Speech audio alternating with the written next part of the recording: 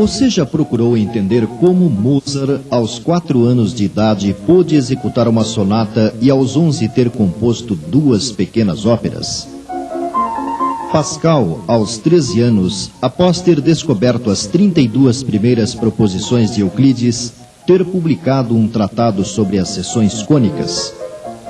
Michelangelo, aos 8 anos, conhecer tanto sua técnica de ofício a ponto de seu mestre afirmar nada mais ter a ensinar-lhe?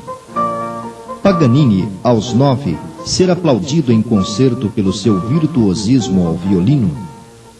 Giotto, o pintor, desde criança traçar esboços cheios de naturalidade? Seria herança genética? Certamente não, pois seus pais e outros ascendentes eram pessoas comuns, como foram pessoas comuns seus descendentes. Atualmente, a explicação mais lógica é a reencarnação, ou de que a existência dessas pessoas é a continuidade de um processo que fez com que vivessem outras vidas, o que lhes possibilitou desenvolver potencialidades e habilidades, as quais permaneceram vívidas em suas memórias atuais. Da mesma forma, você já deve ter se perguntado como nascem criaturas ostentando deficiências físicas ou mentais. Ou a razão das desigualdades sociais presentes em todos os tempos e tão acentuadas nos dias de hoje. A reencarnação também, nesses casos, surge como argumento lógico e convincente. Todavia, excluindo-se esses indícios, poder-se-ia provar a reencarnação nos dias de hoje? Estudiosos creem existir o que eles chamam de malha de evidências, decorrentes de várias atividades que vão levando o homem ao conhecimento de si mesmo. Neutralizando o preconceito e o conservadorismo peculiar às criaturas humanas, pode-se afirmar que o número de casos com características semelhantes, conforme uma classificação prévia, não pode ser mera coincidência. Neste programa, procuraremos apresentar alguns indicadores detectados por respeitados cientistas que estudam os mecanismos existenciais.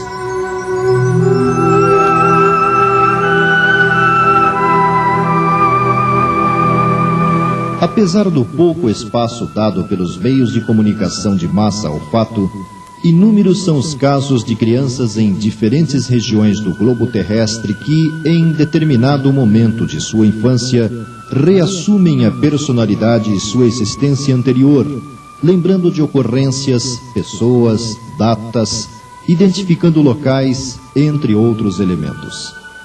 Em nosso século, uma das mais importantes contribuições aos estudos da reencarnação foi dada por Hemendra Banerjee, professor da Universidade de Rajasthan e diretor do Instituto Indiano de Parapsicologia de Jaipur, Índia. Durante mais de 30 anos, até sua morte em maio de 1985, Banerjee pesquisou 1.100 casos ocorridos no mundo inteiro. Dentre eles, destacamos o do menino Ismail Altinglish, ocorrido na Turquia, mais precisamente na cidade de Adona. Ismail, já aos 4 anos, passou a afirmar que era a reencarnação de Abeit Suzumus, que morrera com a idade de 50 anos. Quando levado à casa que teria sido dele na vida anterior, reconheceu todas as pessoas e objetos que foram familiares a Abeit. Reconheceu também Hikamat Suzumus, que teria sido filha dele mesmo na vida anterior. O fato ocorreu numa família de muçulmanos, os quais, como se sabe, não creem na reencarnação. Interessante também é o caso de Gnana, menina indiana que com 3 anos de idade afirmava ter sido o menino Tilekratne. Levada à sua suposta casa anterior, ficou contente ao reconhecer a irmã, manifestou aversão ao irmão com quem brigara pouco antes de morrer, além de identificar outras pessoas e revelar lembranças que impressionaram os que com ela tiveram contato, os quais afastaram a hipótese de fraude. Outro criterioso trabalho desenvolvido por um homem da ciência se deve ao Dr. Ian Stevenson, pesquisador e professor da Universidade de Virgínia, no Departamento de Parapsicologia, o qual publicou em meados da década de 60 uma obra substancial, intitulada 20 Casos Sugestivos de Reencarnação. Nela, o respeitado estudioso reúne 2 dezenas dentre as centenas de casos investigados no mundo inteiro. Dentre eles, resumidamente, podemos citar um ocorrido no Brasil, na família do grande tradutor e esoterista Francisco Valdomiro Lorenz. Começa 2 dias antes do falecimento de Maria Januária de Oliveira, aos 22 anos, vítima de tuberculose na laringe, fato ocorrido em outubro de 1917. Morava a 12 milhas de Dom Feliciano, onde, na época, residiam os Lorenz.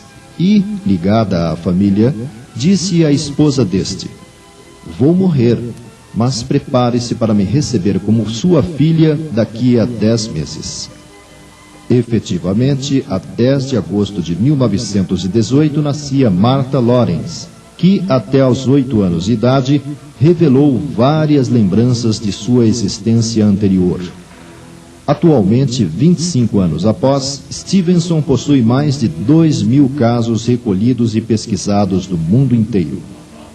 No Brasil, o admirável pesquisador Dr. Hernani Guimarães Andrade, diretor do IBPP, Instituto Brasileiro de Pesquisas Psicobiofísicas, após expor o resultado do seu trabalho em monografias, acabou enfeixando-as numa interessante obra cujo título é A Reencarnação no Brasil. Há apresentados no trabalho 8 casos considerados bem documentados, sem falar no rigoroso critério de investigação adotado e empregado pelo pesquisador. Entre os adultos, Edgar Cayce é o caso mais impressionante. Americano de Kentucky, no princípio do século, em estado de transe autoinduzido, assumia uma personalidade anterior, demonstrando conhecimentos adquiridos em outras vidas, receitando, orientando, prenunciando ocorrências individuais ou coletivas, tendo num período de 43 anos feito cerca de 30.000 diagnósticos. Cayce afirmava já ter vivido como alto sacerdote egípcio, em outra vida, em Troia fora boticário, no período da famosa guerra, e em outra, soldado inglês durante a colonização dos Estados Unidos.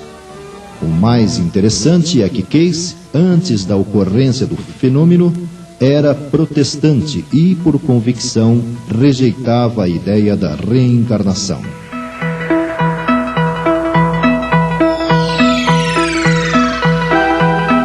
O médico Franz Mesmer teve, na primeira metade do século passado, suas experiências sobre o magnetismo animal retomadas por outros pesquisadores, inclusive no que se refere ao sonambulismo artificial, técnica capaz de levar uma pessoa a um estado alterado de consciência, no qual ocorrem não apenas vários fenômenos psíquicos, mas faz emergir espontaneamente memórias de vidas prévias.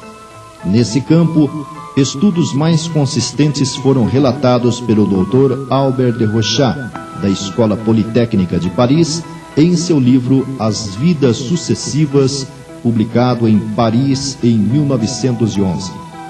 Outro método que permite a indução do paciente a um retrocesso no tempo é o hipnotismo, muito usado atualmente com fins terapêuticos.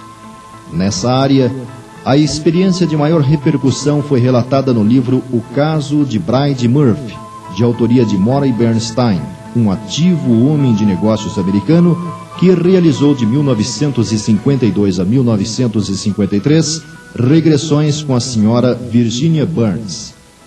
Bernstein revela em sua obra que, após ter levado sua paciente a se lembrar de fatos da infância atual, induziu-a a retroceder até os 6 anos de sua existência anterior.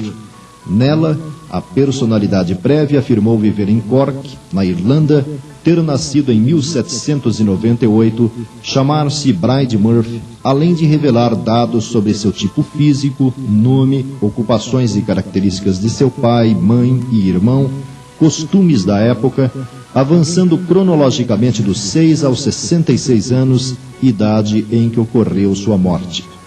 Relatou lances de sua estada no plano espiritual, suas sensações e emoções, pessoas com as quais se relacionou, até a reencarnação na existência atual.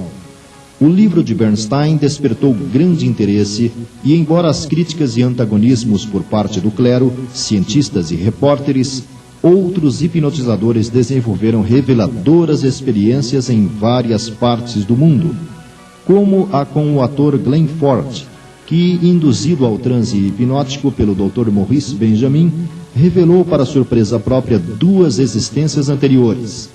Numa teria sido um professor de música chamado Charles Stewart, nascido na Escócia em 1774, e noutra viveu ao tempo de Luís XIV, ou seja, entre 1643 e 1715, como um parisiense chamado Lanvaux.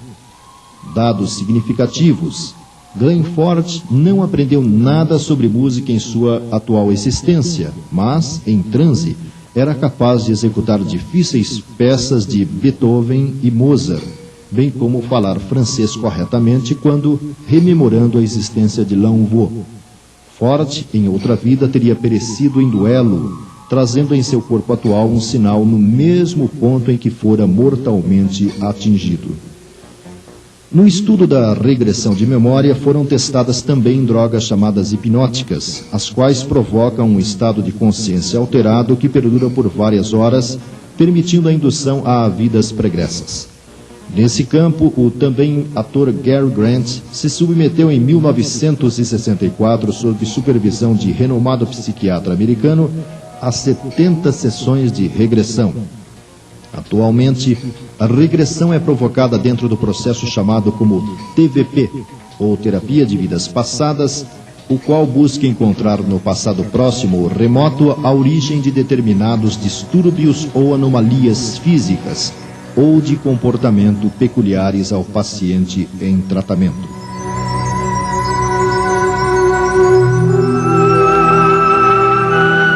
A publicação de O Livro dos Médiuns em 1861 abriu caminho para o conhecimento e compreensão das leis que regulam as relações entre os 2 planos de vida. Admitida a comunicação espiritual, passou-se a avançar cada vez mais na ciência dos mecanismos existenciais, notadamente a respeito das regras que dirigem a sucessão de vidas como forma de aperfeiçoamento do espírito.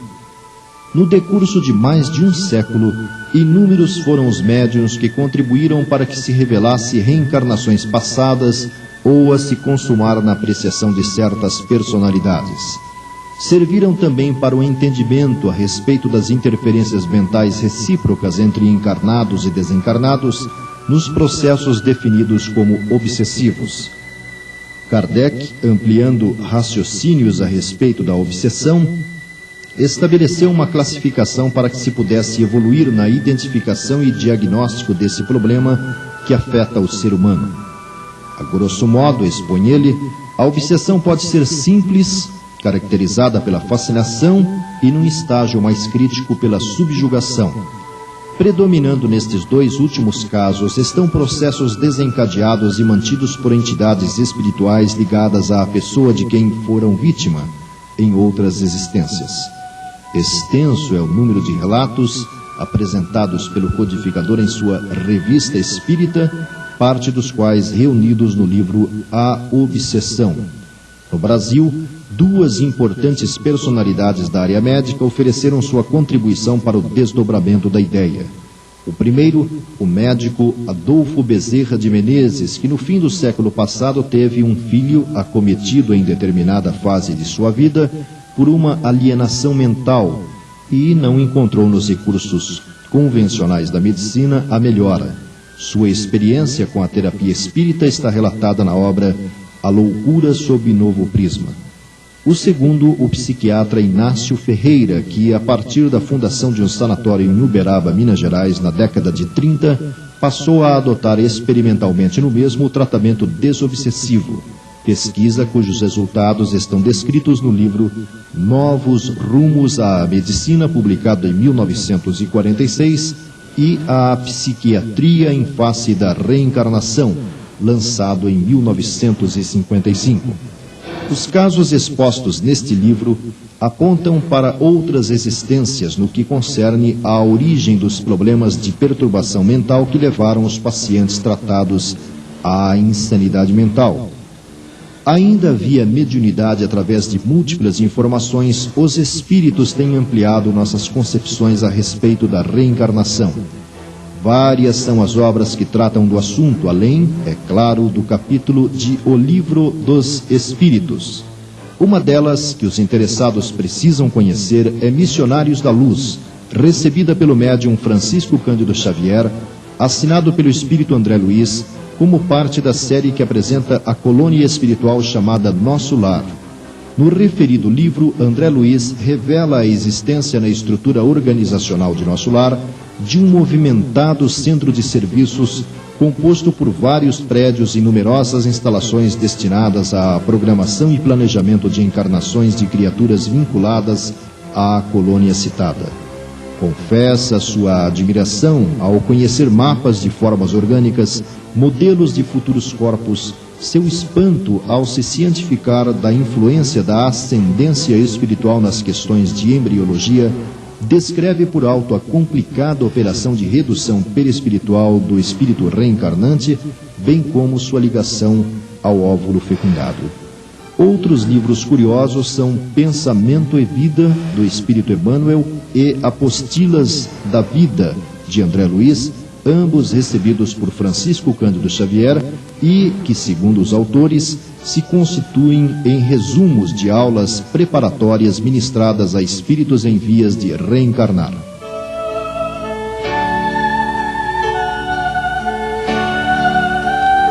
Inegável a contribuição da visão evolucionista do Espiritismo a respeito da reencarnação. Sua lógica dissipa possíveis dúvidas dos que, destituídos de preconceitos, buscam a verdade. Dentre os conceitos emitidos por Allan Kardec, a partir de informações da equipe espiritual que o assessorou na compilação da doutrina espírita, destacam-se 5 pontos. Primeiro, a alma do homem é um espírito encarnado. Segundo, a encarnação é necessária ao desenvolvimento do espírito que, seguindo o caminho do bem, avança mais rapidamente, demorando menos a chegar ao fim. Terceiro, o aperfeiçoamento do espírito é fruto de seu próprio trabalho, não podendo em uma única existência corpórea adquirir todas as qualidades morais e intelectuais que devem conduzi-lo ao objetivo. Ele aí chega por uma sucessão de existências, dando em cada uma delas alguns passos adiante no caminho do progresso. Quarto, em cada existência corpórea, o espírito deve cumprir uma missão proporcional ao seu desenvolvimento. Quanto mais ela for rude e laboriosa, maior seu mérito em cumpri-la. Cada existência é, assim, uma prova que o aproxima do alvo. O número de existências é indeterminado. Depende da vontade do espírito abreviá-lo, trabalhando ativamente em seu aperfeiçoamento moral, assim como depende da vontade do operário que tem de realizar um trabalho, abreviar o número de dias para sua execução. E quinto, quando uma existência foi mal empregada, não valeu ao espírito, tendo de recomeçá-la em condições mais ou menos penosas, em razão de sua negligência e de sua má vontade. Assim é que, na vida, podemos ser obrigados a fazer do dia seguinte o que não fizemos no anterior, ou a refazer o que fizemos mal. O orientador espiritual Emmanuel, através do médium Francisco Cândido Xavier, pondera que cada existência terrestre pode ser comparada à laboriosa viagem. O corpo é a embarcação, o pensamento é a força. Quantas oportunidades de renovação não encontrará a criatura no abençoado período de uma existência? Cada hora que surge pode ser portadora de reajustamento. Deixa-te reviver cada dia na corrente cristalina e incessante do bem. Não ouvides a assertiva do Mestre. Aquele que não nascer de novo não pode ver o reino de Deus. Renasce agora em teus propósitos, deliberações e atitudes, trabalhando para superar os obstáculos que te cercam e alcançando a antecipação da vitória sobre ti mesmo no tempo. E conclui: mais vale auxiliar ainda hoje que ser auxiliado amanhã.